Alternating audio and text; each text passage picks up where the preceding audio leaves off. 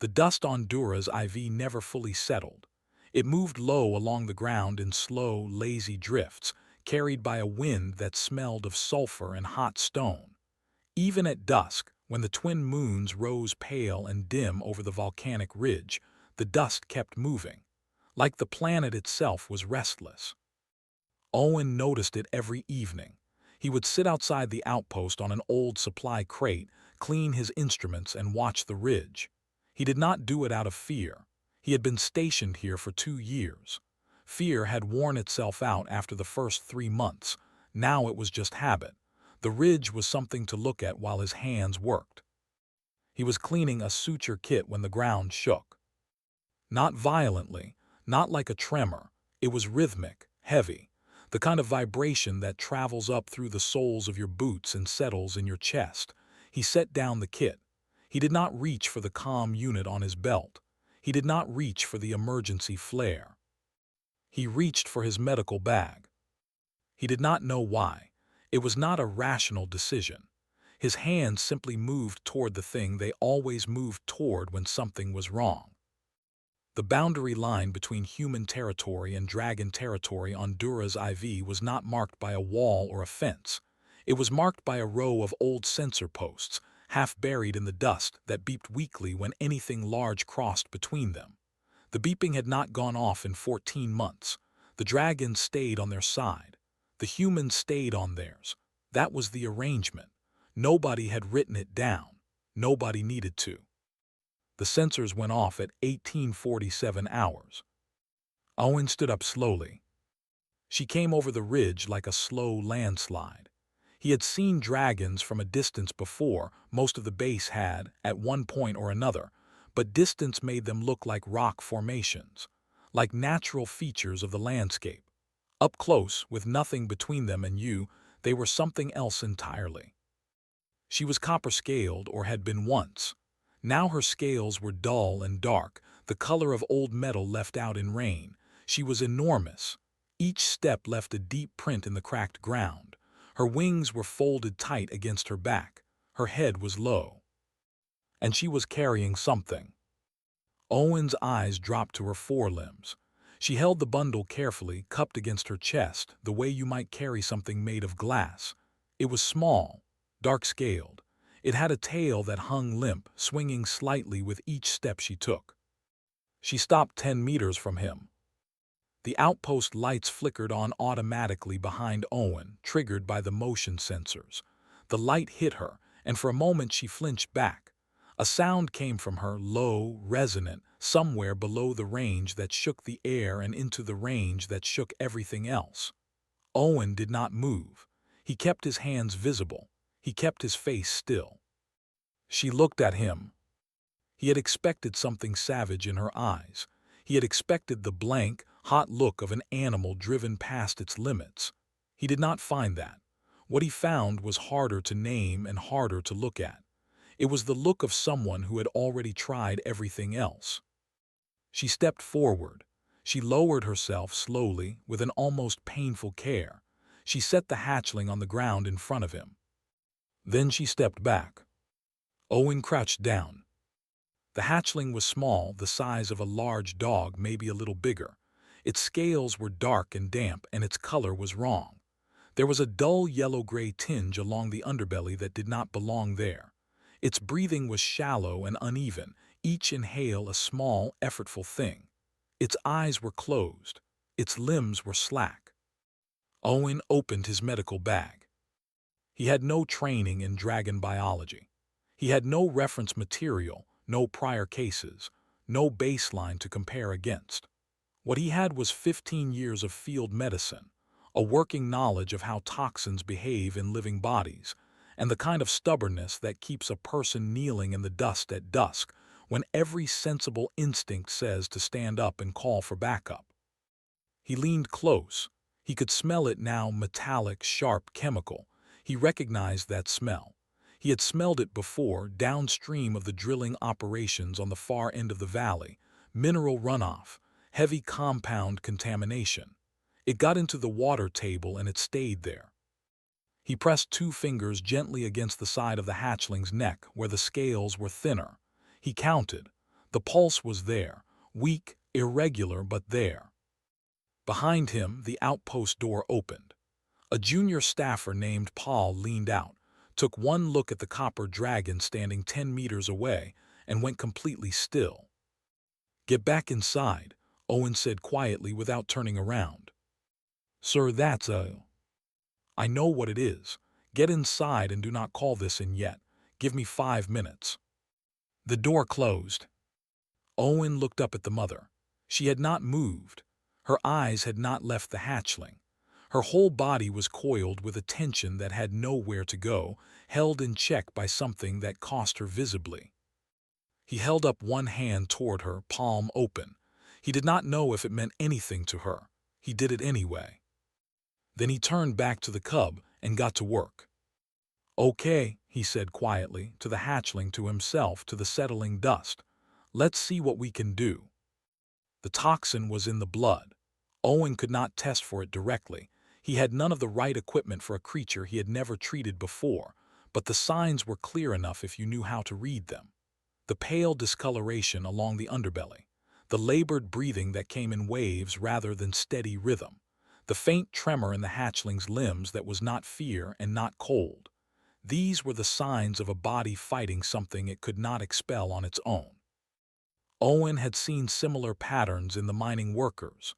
2 of them last year, after a filtration system failed upstream, and the crew drank contaminated water for 3 days before anyone noticed.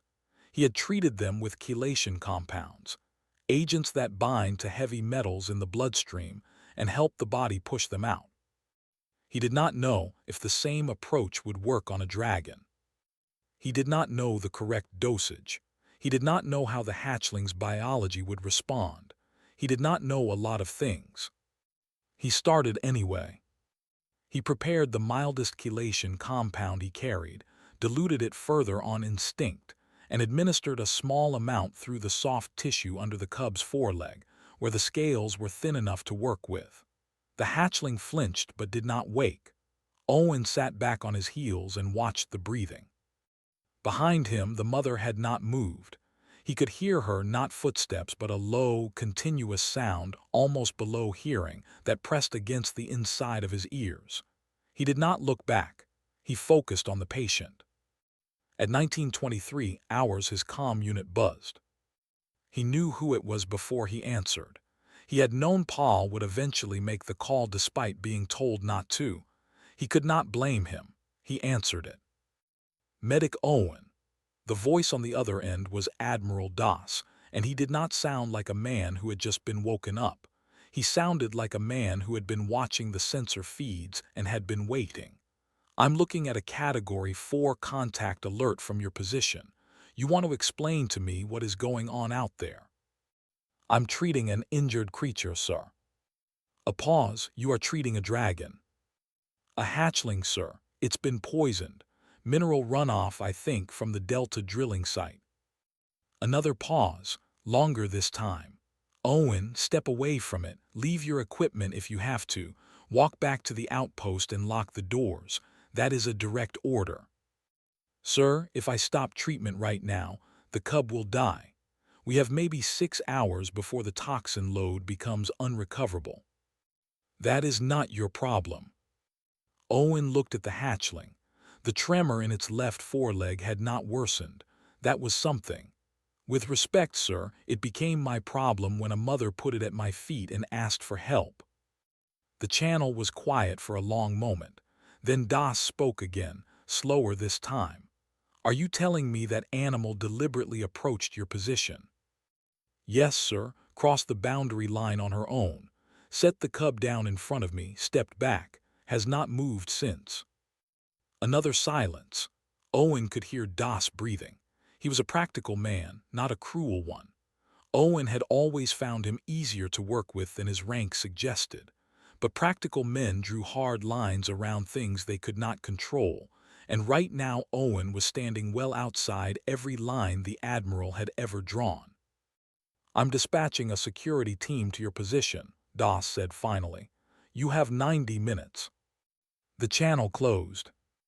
Owen put the comm unit back on his belt and checked on the hatchling again.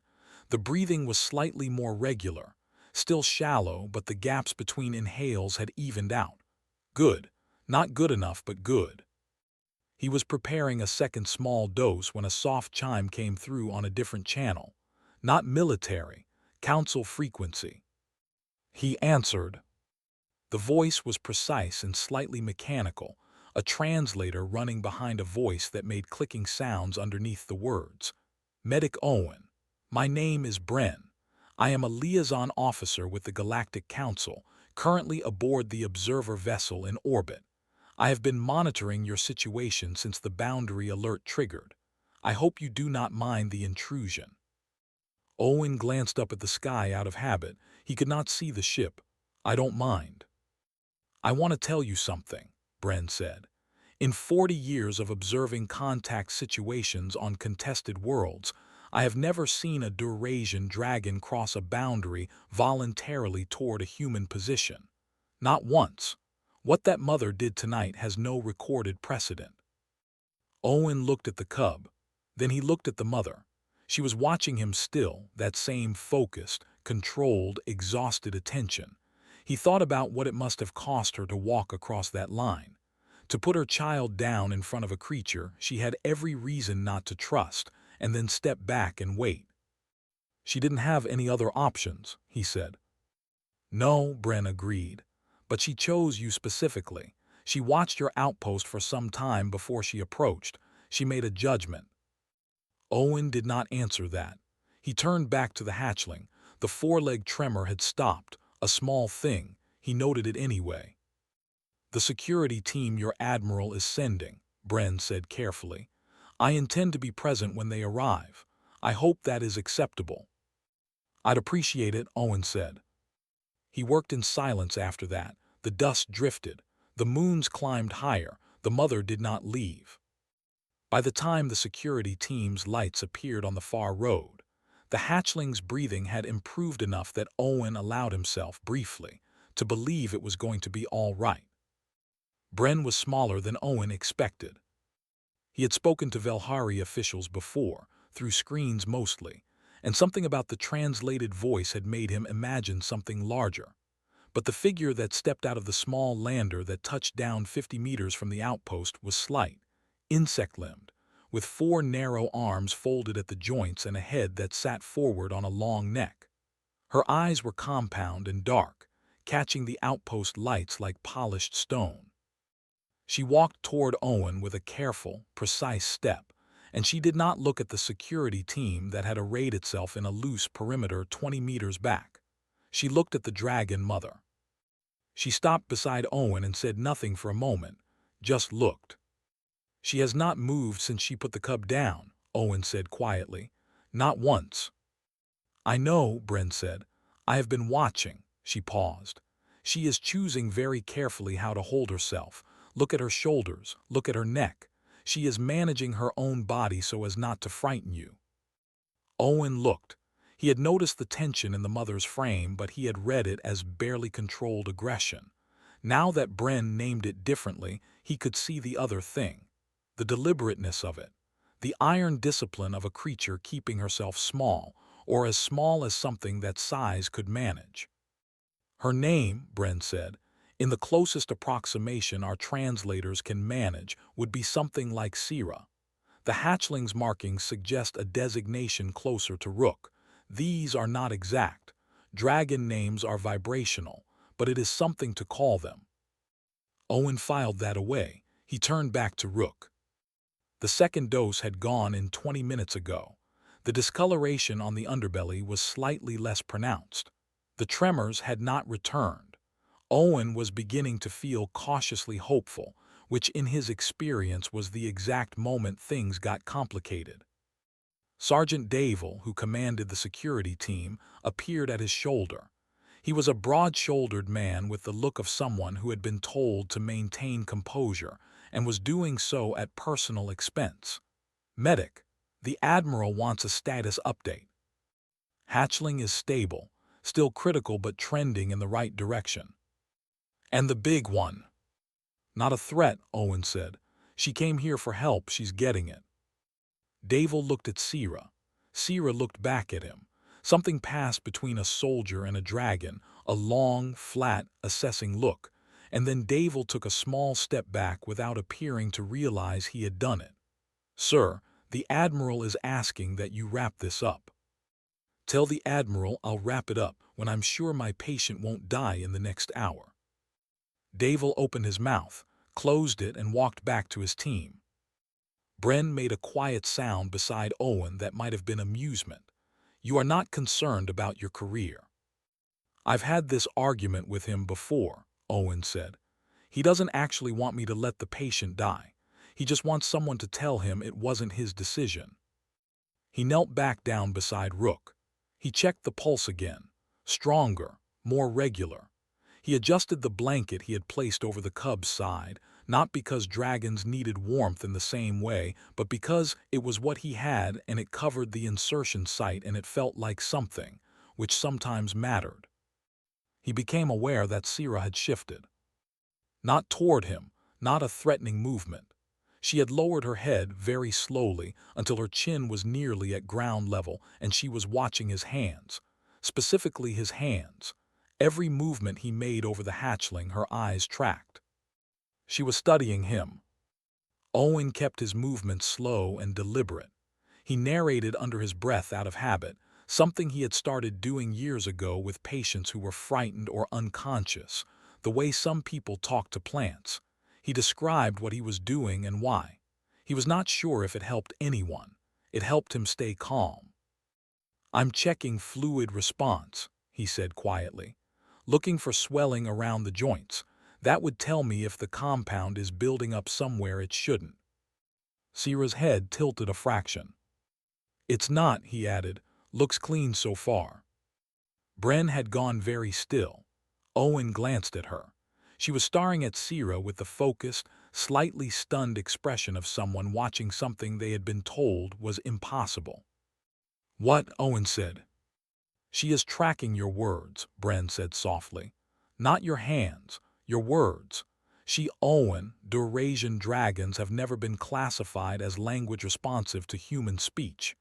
Every study, every field observation, they give no indication of linguistic processing." Owen looked at Sira. Maybe nobody talked to them like they were listening. Bren was quiet for a long moment. Then she opened her recording unit and did not close it again for the rest of the night. At 2200 hours, Das opened the channel again. His voice was controlled, but Owen knew him well enough to hear the shift in it. Something had changed on his end. "Owen, I'm pulling the security team back to outer perimeter. Council has flagged this as an active observation event. You have operational latitude until further notice." Owen breathed out slowly. "Understood, sir, thank you." "Don't thank me, just don't let it die." The channel closed. Owen looked at Rook.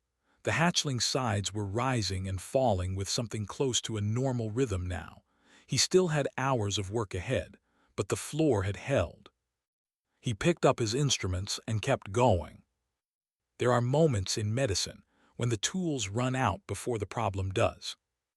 Owen reached that moment at roughly 1:30 hours, when he opened his kit for the third time and found the small canister of binding agent nearly empty. He had used more than expected.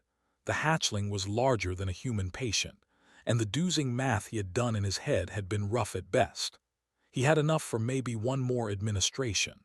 After that, whatever toxin remained in the blood would have to be handled by the hatchling's own body. He sat back and looked at Rook. The color in the underbelly was better. Not good, but better. The tremors were gone.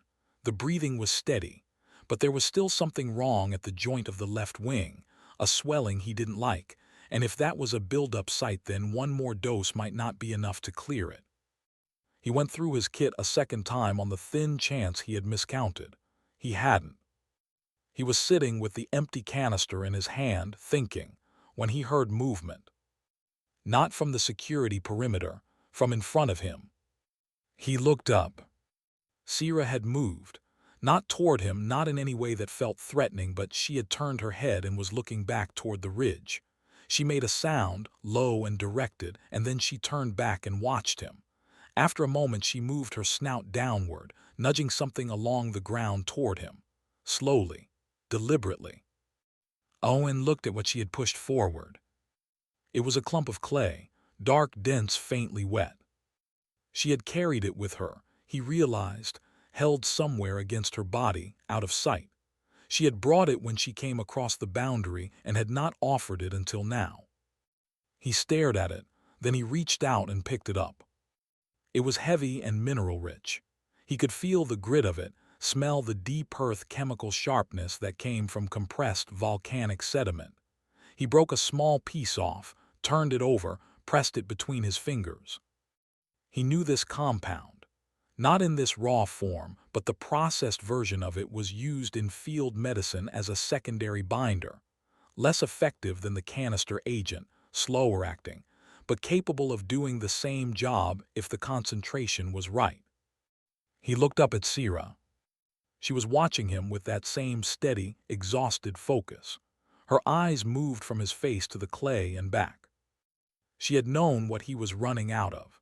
She had been watching closely enough, long enough, to understand that the canister was the key thing, and she had known what could replace it. Owen sat very still for a moment. Bren's voice came from behind him, very quiet. "Owen." "I see it," he said. "She carried that here. She planned for this." "Yeah." He turned the clay over in his hands again. "She's been trying to save him longer than I have." It was not a question. He was not asking Bren. He was just saying it out loud because the weight of it needed somewhere to go. He prepared the clay the best he could, working it into a suspension he could administer, using the last of his sterile solution to control the concentration. It was rough work. It was not how this compound was supposed to be delivered, but the principle was sound and he had worked with worse. He administered it slowly. He watched the swelling at the wing joint. He waited. 40 minutes later, the swelling had reduced by more than half. Owen set down his instruments. He pressed the heels of his hands against his eyes for a moment, not in distress, just to press against something solid. Then he dropped his hands and looked at the hatchling. Rook's eyes were open. They were small and dark, catching the outpost lights the same way Bren's did. The cub did not move, did not make a sound, just looked at Owen with the wide, glassy attention of a creature coming back to itself from a long distance. Owen did not move either. He stayed very still and let the hatchling look. After a while, Rook's head shifted, just slightly, turning toward the mother. Sira made a sound. It was different from the low, resonant sound she had made before. This one was softer, shorter. It came and went and left the air feeling different. Owen leaned back on his heels and let out a slow breath. Bren appeared at his side. She was looking at Sira, not at the hatchling. Her recording unit was still running. "Owen," she said softly, "what you just witnessed, the clay, the timing of when she offered it, I need you to understand what that means." "She was paying attention," Owen said. "She was diagnosing," Bren said. "She watched you work and she understood what you needed and she supplied it. That is not animal behavior. That is not even basic tool use. That is collaborative medical reasoning.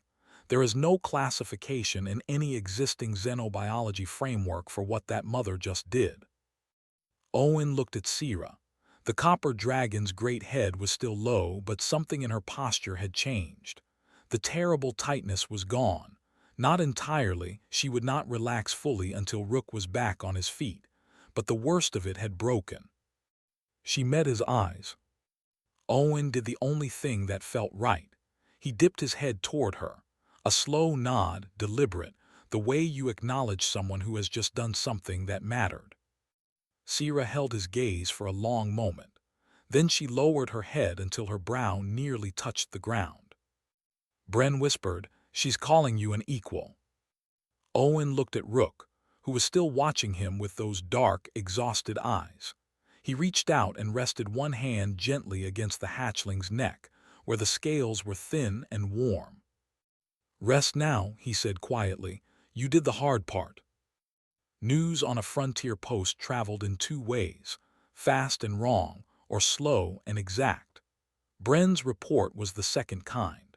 It took 4 days to reach the Galactic Council's review board. It was exactly 11 pages and contained footage, biological readings, behavioral timestamps, and one line that nobody on the board had a framework to file under any existing category. Owen did not know what the report said until Bren told him, 3 weeks later, that it had been read aloud in open session. Someone on the board had apparently stood up and asked, in a tone that came through even in transcript form as completely lost, what protocol applied when a non-cooperative savant species demonstrated medical collaboration with a human individual on a contested world. Nobody had an answer, so they created a subcommittee, which was how councils responded to things that required an actual answer. Owen was not present for any of this. He was at the outpost monitoring Rook. The hatchling had improved steadily in the days after the Night of the Clay. His color returned in patches first, the yellow-gray fatting from the edges inward, until the underbelly was clean dark scale again. His appetite came back before his energy did. He would eat and then sleep for most of the day, which Owen was told by Bren was normal recovery behavior for young Eurasians. He ate a great deal. Owen had raided 3 separate supply storage units to find things Rook would accept, and had sent 2 increasingly uncomfortable requisition requests to Admiral Das, who had signed both without comment. Syrah stayed. She moved back to the ridge during daylight but returned every evening, settling into the same position she had taken the first night. Owen stopped being surprised by it. He started leaving a small lantern burning outside the outpost door so she could see clearly. It was on the 12th day that he first noticed the others. He had gone out early before dawn to check the overnight readings from the monitoring equipment he had set up around Rook's resting area. The sky was still gray and low. He glanced up toward the ridge out of habit. There were 9 of them. Different shapes, different sizes. Some large, some barely larger than Rook. All of them still, arranged along the top of the ridge in a loose line, watching the outpost with that patient, focused attention that he was beginning to recognize as something specific rather than something random. He stood in the cold morning air and looked at them for a long time. Then he went inside and told Bren. "I know," she said. She had been awake. She was often awake before him. "They arrived over the past 5 days, 2 or 3 at a time. I have been logging them." She paused. "This is not spectator behavior, Owen. In every contact situation I have observed, this is what comes before a decision." "What kind of decision?" "The kind a community makes together, slowly, carefully, before they commit to something that cannot be taken back." Owen thought about that while he poured himself something hot from the small unit in the corner of the office.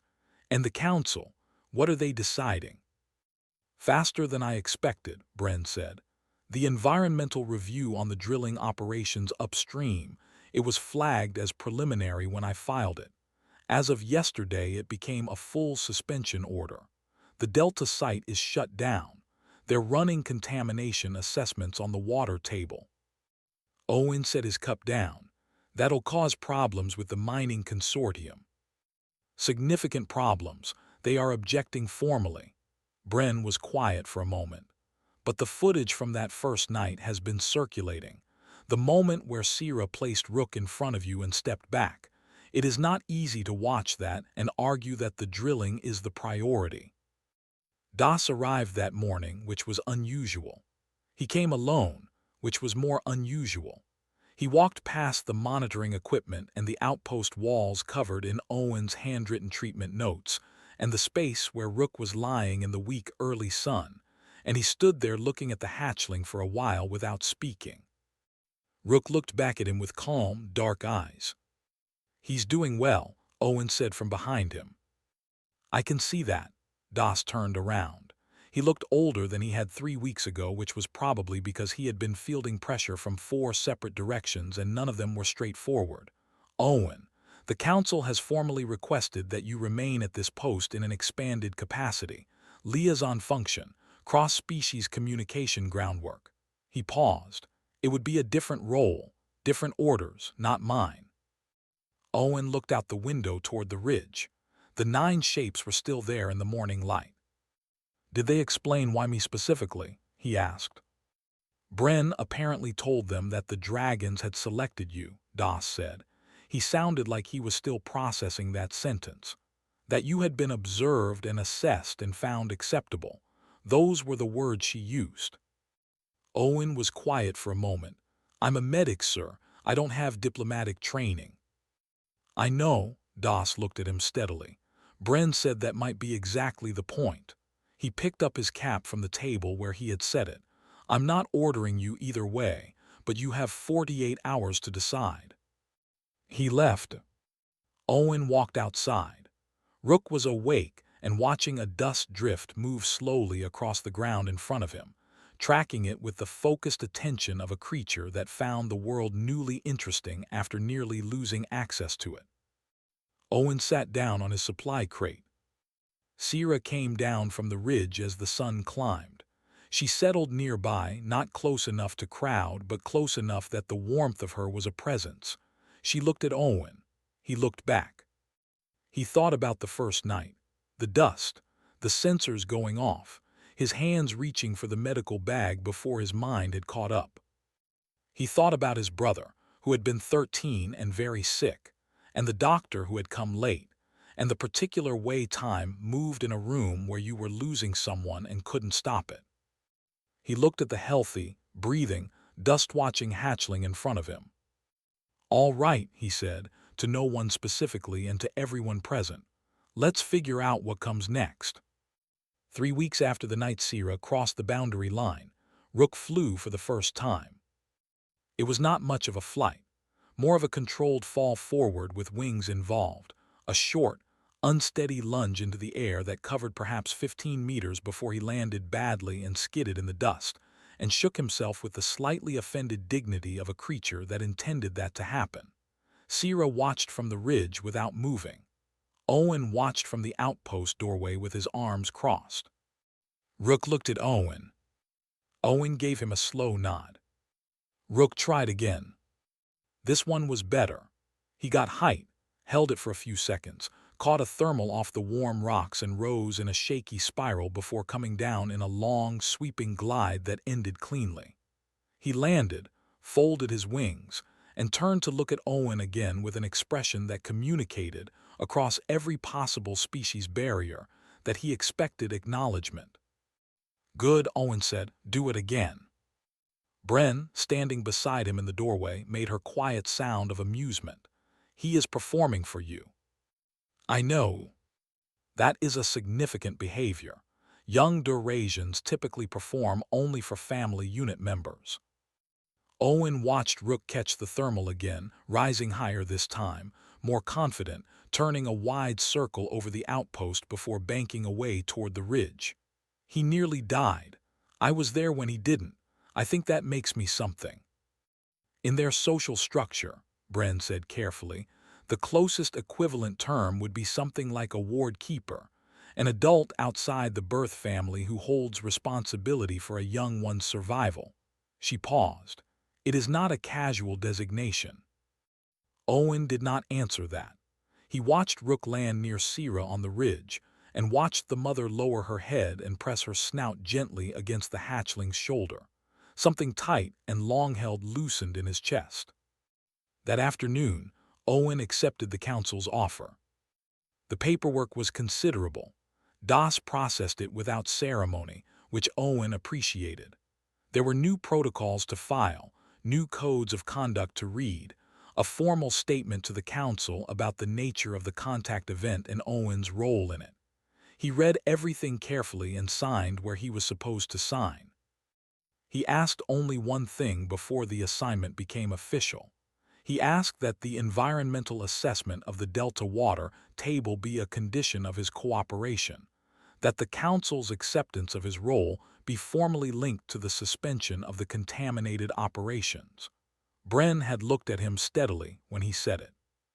That is a considerable negotiating position for a field medic, she said. "Someone has to ask," he said. The condition was accepted. The Delta site remained suspended. The contamination team confirmed 3 separate poisoning sites in the water table downstream of the drilling operations. The data went into Bren's follow-up report. The mining consortium's formal objections were still pending before the council, but the contamination data made their position considerably harder to hold. The dragons continued to gather on the ridge. Not aggressively, not in any formation that suggested threat. They came in small groups, different ages and sizes, and they watched the outpost with the same patient attention that Sierra had shown on the first night. Owen had begun to understand, through Bren's careful guidance, that this was how the Durasian community processed a major change, collectively, slowly, with everyone present before anyone committed.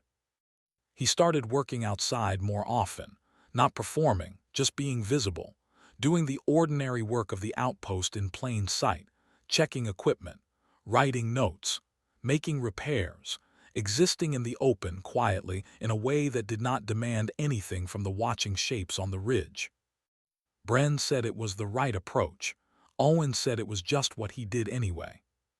One evening near the end of the 4th week, Rook landed in front of the outpost. He had been flying longer each day, ranging further, returning each time to the same spot near Owen's crate. This time he landed, looked at Owen for a moment, and then dropped something on the ground at his feet. It was a stone, dark, smooth, about the size of Owen's fist, still warm from wherever Rook had carried it.